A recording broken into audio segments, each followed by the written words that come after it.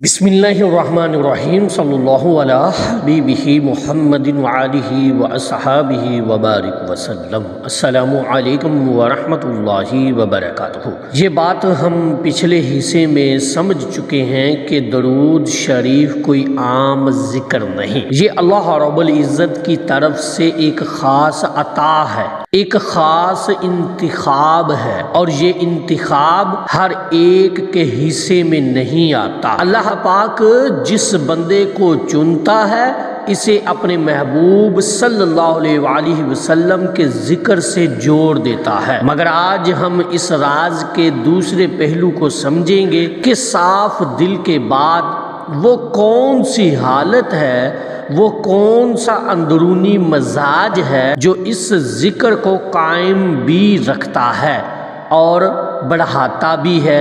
अक्सर लोग एक सवाल करते हैं कि हमने दरूद पाक शुरू तो कर दिया मगर बाज़ औकात दिल बोझल हो जाता है, कभी दिल चाहता है कभी नहीं चाहता।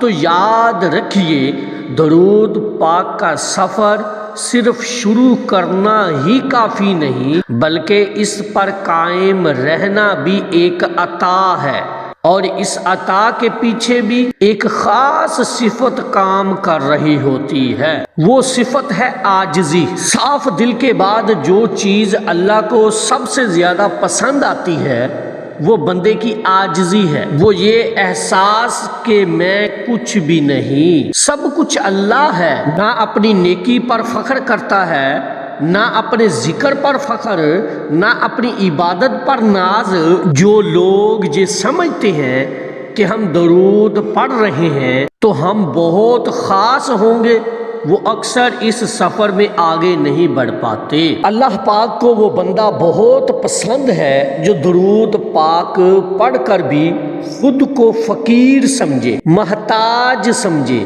कमज़ोर समझे, जो ये कहे कि या अल्लाह ये भी तेरी तौफीक है, ये भी तेरा करम है, अगर तू ना चाहे तो एक मर्तबा दरूद भी मेरी ज़बान से अदा ना हो। ये आजिज़ी ही है जो दरूद शरीफ को ज़बान से दिल तक ले जाती है, और जब दरूद दिल में उतर जाए तो फिर वो सिर्फ अल्फाज नहीं रहता, वो कैफियत बन जाता है, वो नूर बन जाता है, वो सुकून बन जाता है।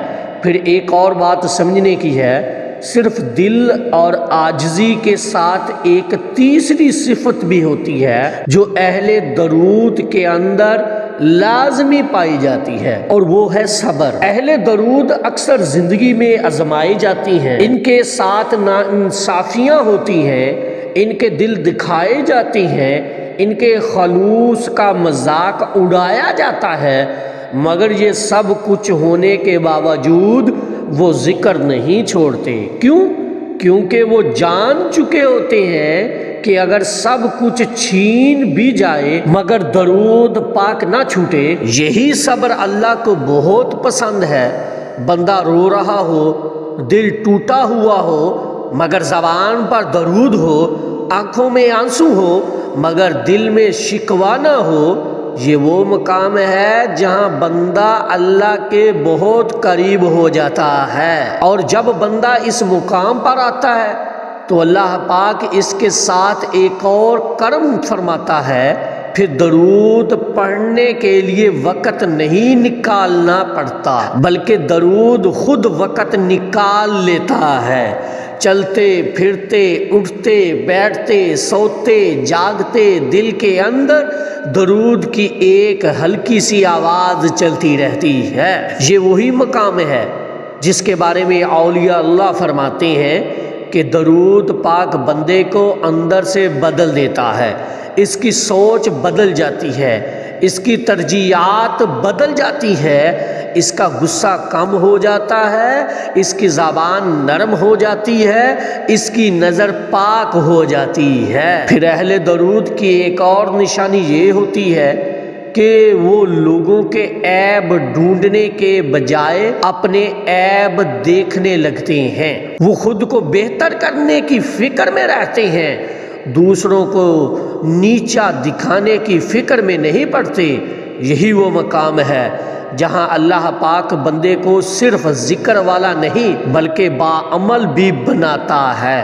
اس کی نماز میں خشوع آتا ہے، اس کی دعا میں درد آتا ہے، اس کی باتوں میں نرمی آتی ہے۔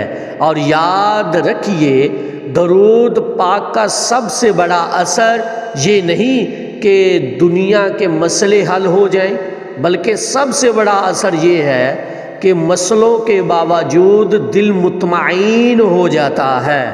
حالات جیسے بھی ہوں دل کے اندر ایک سکون رہتا ہے کہ میرا نبی صلی اللہ علیہ وآلہ وسلم مجھ سے راضی ہے، میرا اللہ مجھے دیکھ رہا ہے۔ تو اگر آپ یہ محسوس کریں گے کہ آپ کا دل جلدی ٹوٹ جاتا ہے مگر جلدی جڑ بھی جاتا ہے، آپ رو لیتے ہیں مگر بد دعا نہیں دیتے، آپ خاموش رہ لیتے ہیں مگر دل میں زہر نہیں بھرتے، تو سمجھ لیں کہ آپ اہل درود میں شامل ہیں۔ یہی لوگ چنے جاتے ہیں، یہی لوگ اس راستے پر رکھے جاتے ہیں، اور یہی لوگ قیامت کے دن بھی اسی نسبت سے پہچانے جائیں گے۔ نبی علیہ الصلوۃ والسلام کی نسبت سے اللہ رب العزت ہمیں ان لوگوں میں شامل فرمائے جن کی زبان پر درود ہو، دل میں محبت ہو اور عمل میں عاجزی ہو۔ آمین یا رب العالمین۔ اور آخر میں عرض ہے، زندگی وہی ہے جو درود میں ڈل جائے، زندگی وہی ہے جو درود میں ڈل جائے، سانس وہی ہے جو صلی اعلیٰ کہہ جائے۔ ایک دفعہ محبت سے پڑھ لیجئے صلی اللہ علی حبیبہ محمد وآلہ واصحابہ وبارک وسلم۔